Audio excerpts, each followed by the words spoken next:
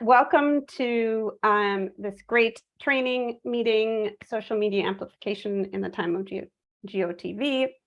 It is, as I mentioned, presented by one of my colleagues, Sam, who runs a business called Nerdology, and she'll talk about that a little bit more so you know more.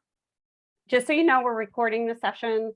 I have turned on the live transcript. If that's helpful for you, you can click on the CC button at the bottom of the screen. Please keep yourself on mute so we can reduce the background noise, but there'll be some interaction, options for interaction, putting stuff in the chat. So there'll be lots to keep you busy. And yes, feel free to put anything in the chat. My other colleague, Michelle, is helping out in the chat today. So she will be giving you some information there, but also feel free to put your questions there. So there we go.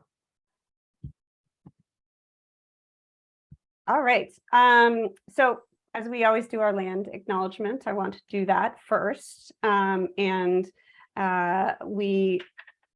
you've been with us before, you've heard that we recognize the Ohlone people whose ancestral and historical lands are in the San Francisco Bay Area, and we occupy in the San Francisco Bay Area, and specifically the Ramaytush Ohlone people, who were the original inhabitants of San Francisco. So let's just take a moment to feel the land beneath our feet. So much of what we're dealing with in our political work stems from past and ongoing violence and injustice, and let us dedicate ourselves to land and racial justice and a commitment to joy as justice. So if you live somewhere else, which I know several of you are, there's some links in the chat right now for you to find out what native lands you are on and learn more about them. I have done some of that myself, and it is always fascinating and really helpful for me to learn. So I encourage that. All right, next slide. So I'm going to talk just really briefly about our strategy as a reminder, mostly because we'll be talking today about how you help get out the vote. And so these are some of the areas where we're going to be working to get out the vote over the next 5 weeks. And so we as Swing Left San Francisco are focused on 3 congressional districts in the Central Valley of California, CA 9, 13, and 22. Those are all newly numbered districts after redistricting. So Congressman Josh Harder is running in California 9, Assemblymember Adam Gray in California 13, and Assemblymember Rudy Salas in California 22. And those are all areas that we've continued to support for the last, two cycles. So we're also doing work in Nevada with the congressional districts there, but specifically to help reelect Senator Catherine Cortez Masto. And in Arizona, we're helping reelect Senator Mark Kelly.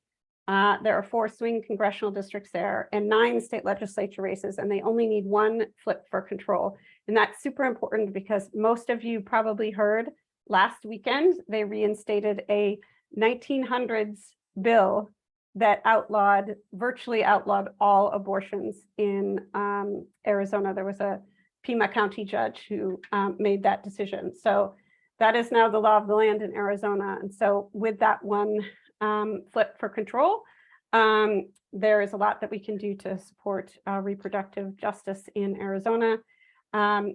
If you're working in Arizona, you'll likely also be helping to flip the governor's race and just so many races up and down the ballot. So that is why we're talking about get out the vote, because that's really what we're going to be focusing on with Swing Left San Francisco for the rest of the cycle. So Sam today is going to present on one way that you can help turn out voters using social media. So I'm going to pass it on to her, and thank you all for being here. And I know you're going to really enjoy this. So thank you for taking the time to join us. Great. Thanks so much, Colleen. As Colleen said, my name is Sam Chavez. I'm the founder of Nerdology, and I'm also on the steering committee for Swing Left San Francisco. I'm super excited to be giving this training today because there, I think Colleen did a really good job at how much is at stake in this election. And there is so much that we as individuals can do to empower and shift the vote. When it comes to swing states, there are so few votes that really change an election. And so if we have the power to turn out just a few extra votes in those swing states, it really will impact the House, the Senate, all the way down the line. So really want to make sure that this training is super engaging and interactive. So if you have any questions along the way, definitely post them in the chat, as well as like any commentary or conversation. Love to have that going as I'm presenting. We are going to touch on social amplification and specifically what is the social media toolkit. And then in the latter half of the training, I'm going to tell you a story about an organization that has used this to great effect, and then putting it into practice ourselves so that we can see how this works together on this call. Before I do that, I did want to briefly talk about what Nerdology is, spelled K-N-U-R-D-O-L-G-Y. Nerdology is a digital marketing and communications firm focused on helping to advance progressive values. We provide candidates, nonprofit, and activists with low-cost tools and resources to easily activate their digital voter outreach. And we do that in a number of different ways. So when it comes to activists, we do have a weekly newsletter on empowering small change to build that lasting social change, because we know if we can really impact and grow ourselves and in our community, that will just allow us to have that kind of long-term sustainable movement that we in the United States and around the world desperately need right now. For campaigns, we also offer comprehensive toolkits, guides, and templates on voter outreach. So things like social media, digital advertising, as well as messaging. And then for nonprofits, we offer consulting services for brand, communications, and marketing strategy. So now with that preamble, we can jump straight into the training. And I want to start out first with a simple question. So if everyone can just kind of reflect on their own personal social media habits, whether it's Facebook, Instagram, Twitter, etc. If you reflect on how many likes you're getting now versus a few years ago, what would you say you get? Do you get more likes, about the same? You get more? Let's hear from everyone.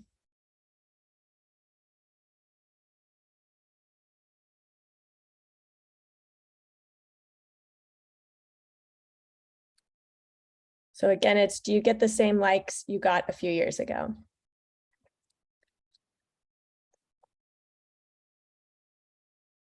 Okay, I think we're good.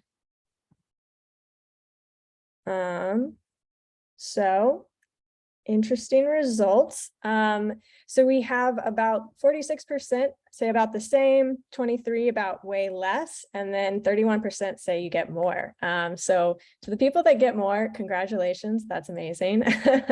I would love to be an influencer like that, but typically the story is you get about the same or you get way less. And there is a reason for that.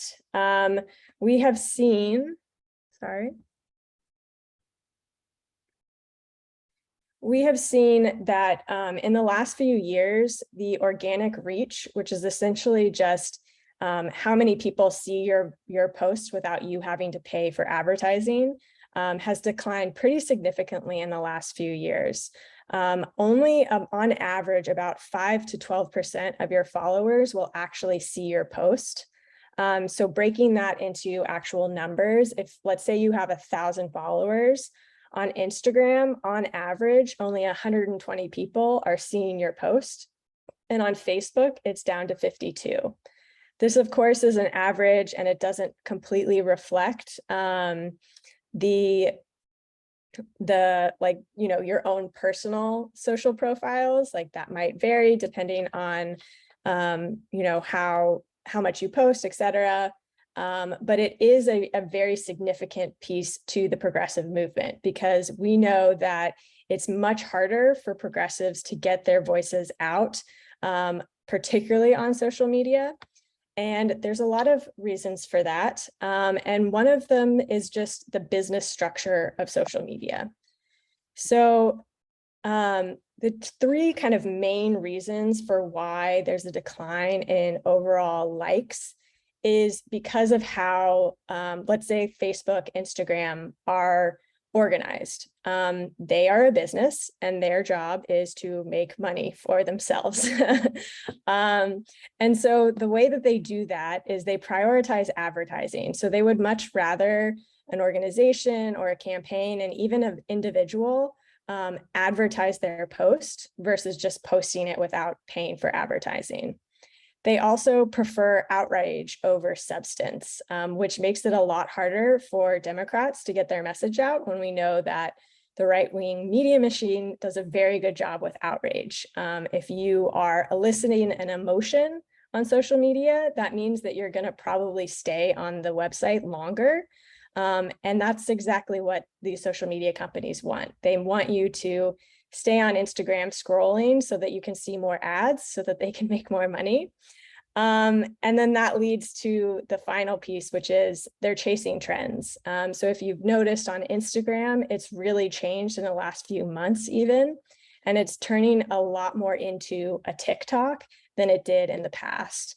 And so all three of these are really based off of kind of the business model of social media in general. And those are really big headwinds for Democrats and progressives to get through. There are a lot of other kind of personal reasons for why a post might not get as many likes. I've listed some of them here, and we will be providing a guide at the end. And so we go into a lot more detail on these pieces a little bit later on. But just keeping in mind that, just based off of how social media is structured, it makes it a lot harder for our side to get our message out. And so, how do we do that? How do we get our message out? That is why we are here today, which is social amplification. Simply put, it's the process of distributing content to as many people as possible. And there's a lot of different ways to do that, and we'll go into that. But it has really gained in steam in the last few years. It's not necessarily a new practice, but it's something that a lot of Democrats are leaning on more so, especially in these midterms. So to give you a few examples, starting first with the Fetterman team in Pennsylvania. If you've seen anything out of John Fetterman's campaign, you know that he is really good at digital and really good at social. He does a great job of just having fun with the content and bringing people along. Like he makes campaigning look fun, and he makes other Pennsylvanians want to go out and support him and want to go out and vote for him. As an aside, if you haven't seen the Snooki video where she's trolling Dr. Oz for moving out of New Jersey, you definitely should check that one out. But one of the other kind of digital tactics that they're doing is they're hosting these social media training events every week. And so they have the Fetterman team on the line with activists and voters in Pennsylvania, and just giving them a rundown of the messaging that they're going to be talking about in the next week, to help those people amplify their messages.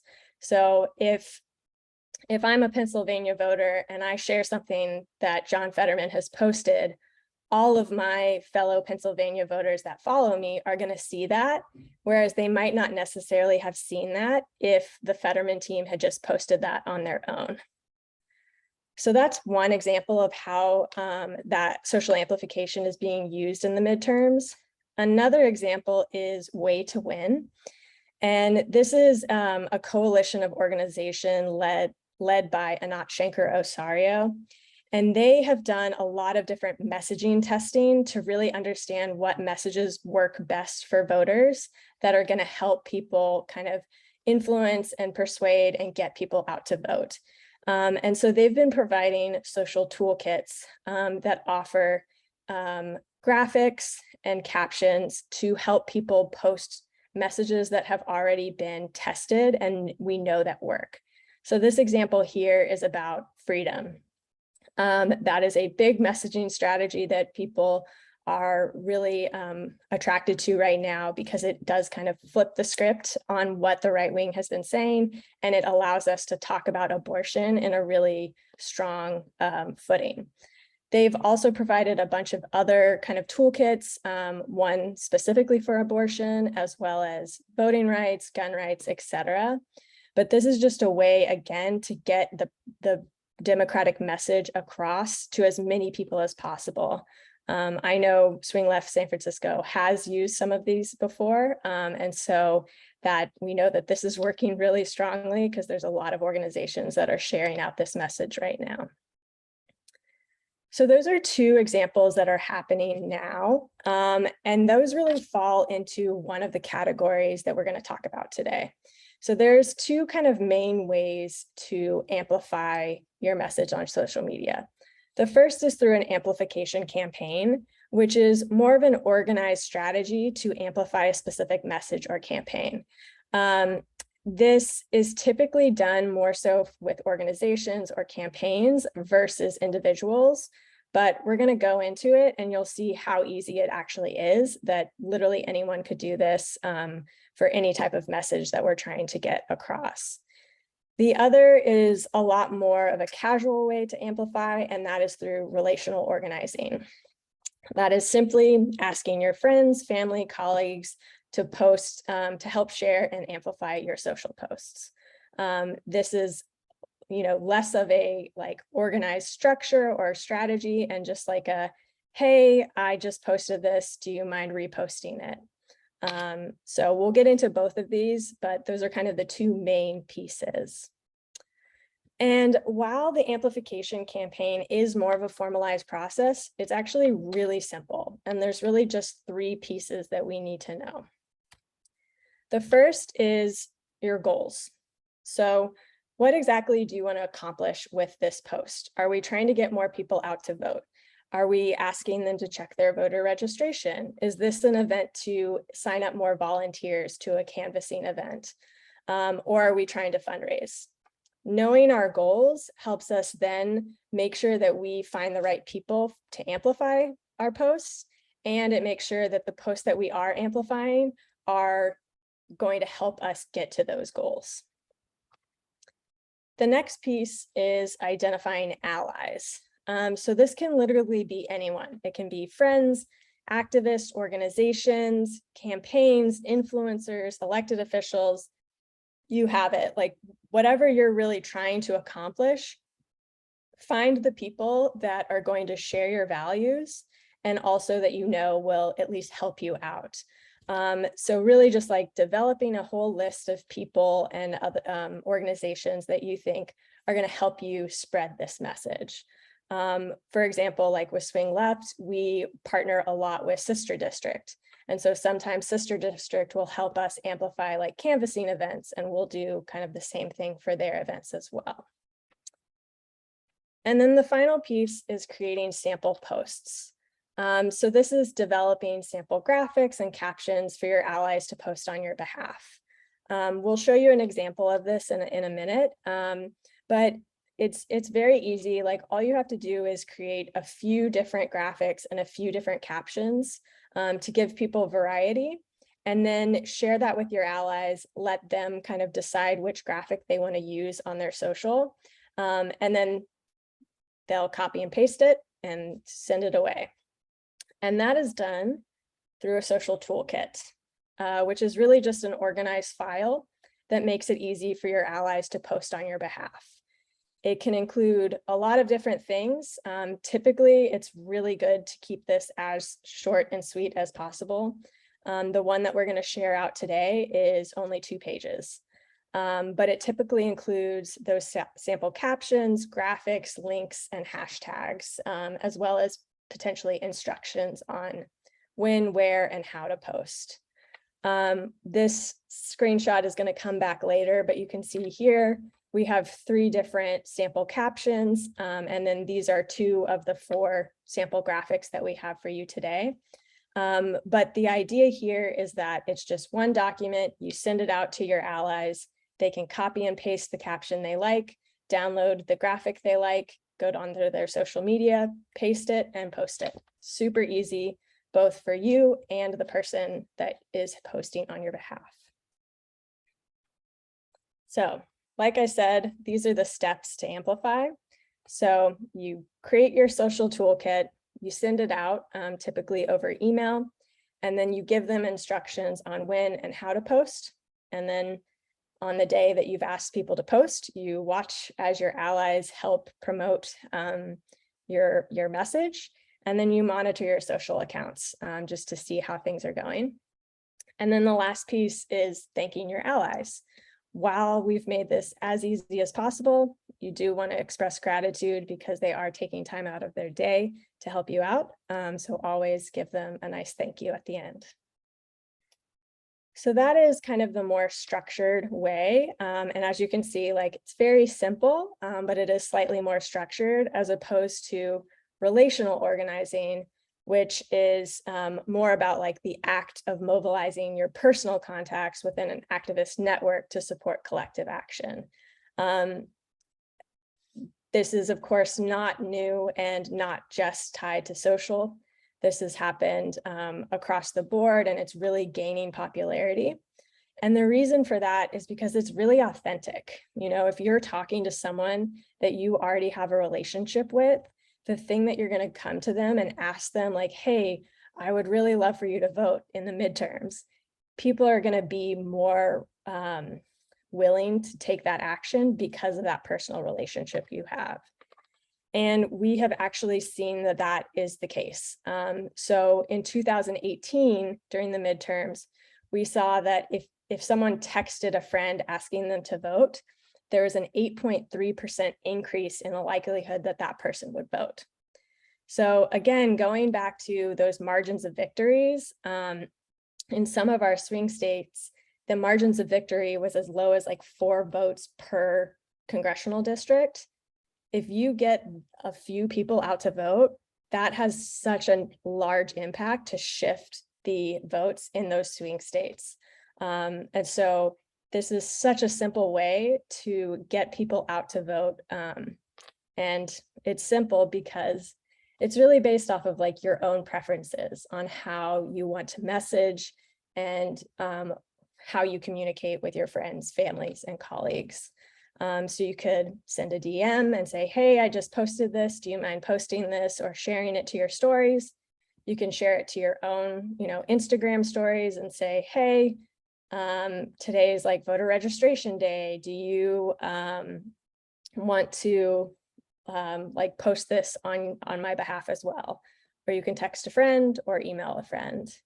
It's very simple. And as we wrap up this kind of 101 section, there's really only 4 tips for a successful amplification campaign. Make it super easy. Your allies have a lot of time, or sorry, they don't have a lot of time. And so you want to make sure that you are making it as easy as possible for them to help you out. Sharing your goals. So again, telling people what you want to accomplish out of this post really helps them set them up for success. Adding variety.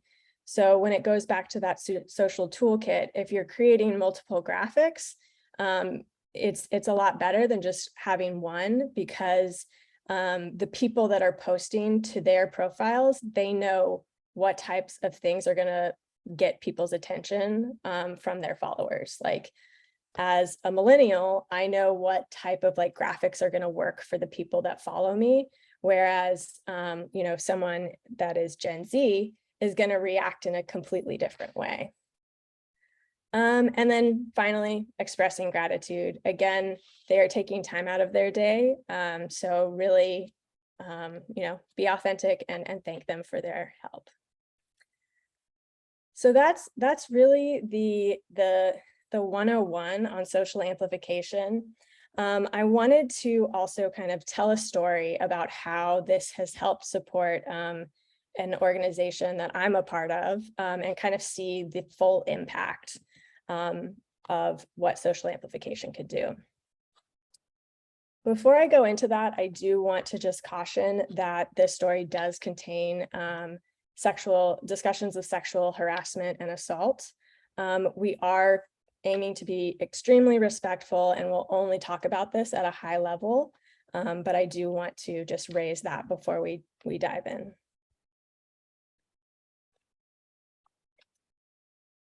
So these are my friends, Ruth Ferguson and Faith Polito.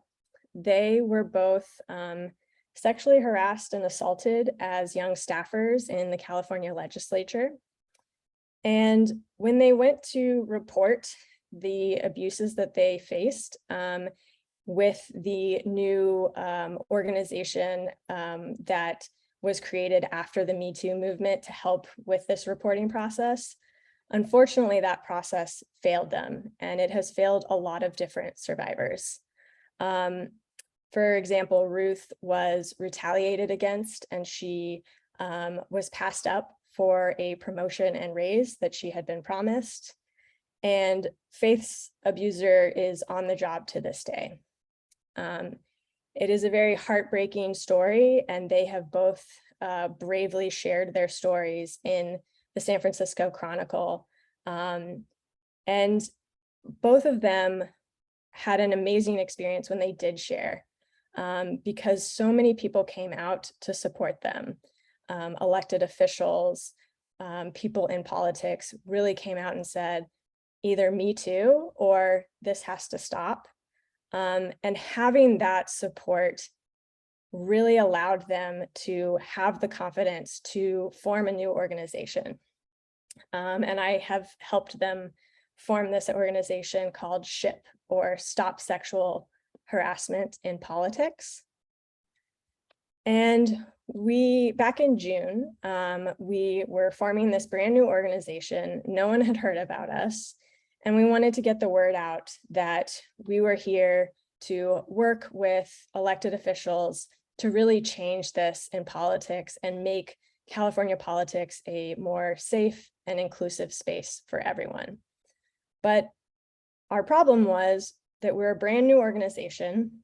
No one knew about us at all. At the time, we only had 14 Twitter followers. And out of the 4 founders, each of us had less than 1,000 followers each. So how do you get people's attention about something that doesn't yet exist? I think you know where this is going. It's a social media toolkit. So we developed a toolkit and really focused on like different allies that we wanted to reach out and help support us. And we were able to get a broad coalition of women's organizations and other organizations that are supporting staffers.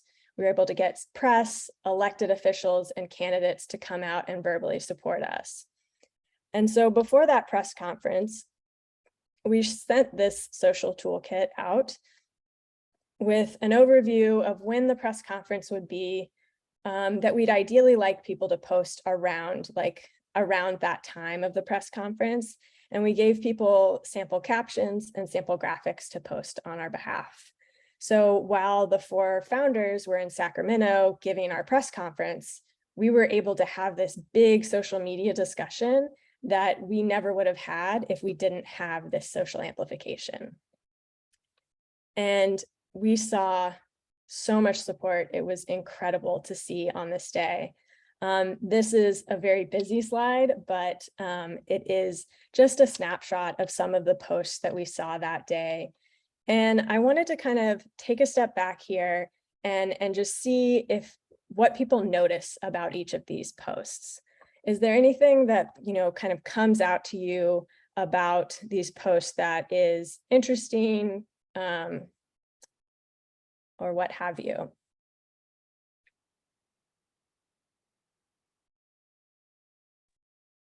The logo, women holding up their hands together. Yes, definitely building that solidarity.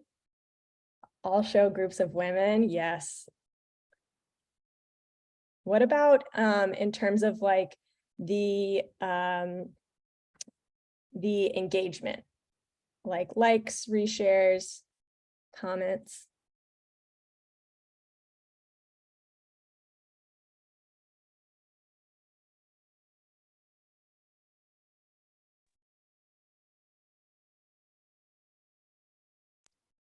Not very Wow. many, 3 to 20. Small. Yeah, exactly. It's really small. And Why don't you walk us through it? Because it's too hard to see. It's too small. yeah, no worries. Sorry, whoever was speaking, you definitely hit the nail on the head. Each of these posts have a really small amount of likes. I think the largest one is 26 likes. And so, you know, one of the things that we talked about is that our just overall likes are down now, but the benefit of social amplification is that doesn't really matter for us in what we're trying to accomplish. We obviously want each of these posts to get as many likes as possible, but it's not about the individual post that's getting the likes. It's about the collective of all these posts. So while the post from Close the Gap, California got 10 likes, the people that saw that post probably didn't see Sophia's post. And so though all of these people are seeing individual posts, and it's making it feel like so many people are talking about this. And that's exactly what we saw in our results. So this simple slide is essentially just saying that 50 people mentioned us in the month of June, and we only tweeted 24 times. So with just 50 and just 24, we were able to get 23,000 profile visits, and 31,000 people saw SHIP on Twitter within that time frame. And that was just with the social amplification social toolkit. You know, having this small number growing to that large number is really incredible to see, because of this kind of power of collective action that we're talking about. And that's where I really want to kind of turn it over to everyone else and see if we can do something similar like that today. Because, you know, we're in GOTV and we want to get as many people out to vote as possible. So let's see if we can do that today and use our social toolkit to amplify and kind of put into practice what we talked about just now. Michelle is putting the social toolkit in the chat, which is just a simple Google Doc. And you will see within it a very simple instructions, and then some sample captions and some graphics.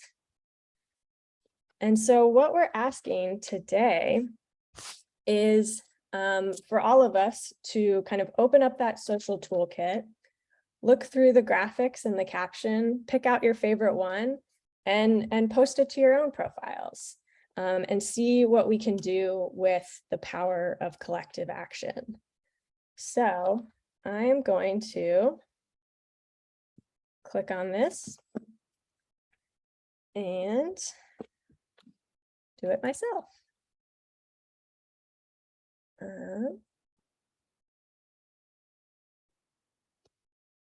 All right, I'm going to do Twitter just because it's easy on my mobile or on my desktop.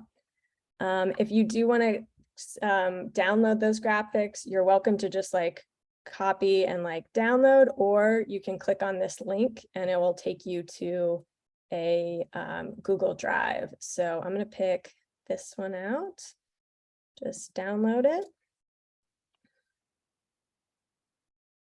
And then I'm going to pick, let's see. I'm going to do this one and just copy, go to your social profile, paste, and then click that image. And so now I'm going to tweet it. So super simple. Yeah, just to kind of reiterate there, you know, all of us have very different social media followings. While Colleen and I might follow each other, we don't have the same people that follow us. And so every time we share that out, new people are going to be able to see that post and get really excited about the midterms. Great. So does anyone have any questions about what we went through today?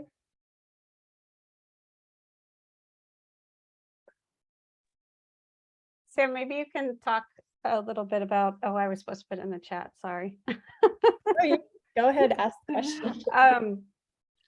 You know, I think sometimes what's overwhelming or what's intimidating is the graphics part, especially because we know Michelle is so good at them. So can you talk a little bit about other ways to make, you know, social, like doing this maybe easier if you're not a graphics pro, so to speak, and you can't make fancy graphics?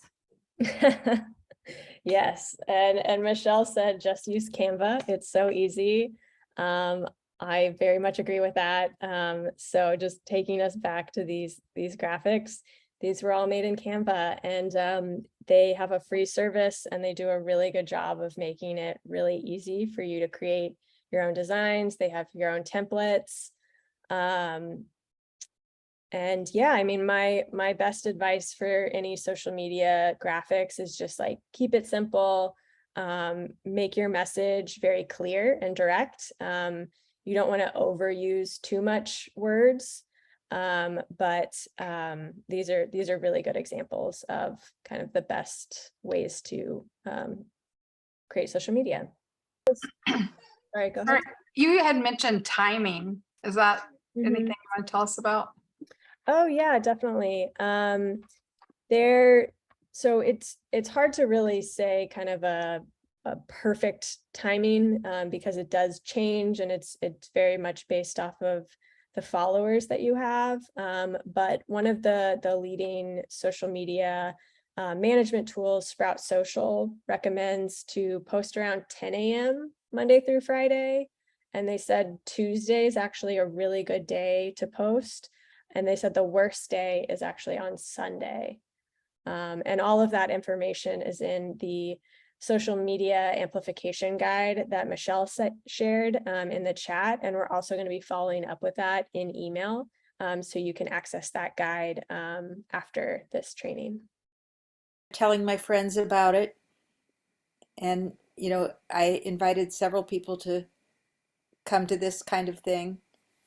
And I've invited a lot of people to do phone banking, that kind of thing. Is that what I'm supposed to be doing? Is that sort of your goal of this evening, for people to do that kind of thing? Yeah, definitely. Really, the idea of today is just to reiterate how easy it is to help out during these midterms, and just the power of collective action.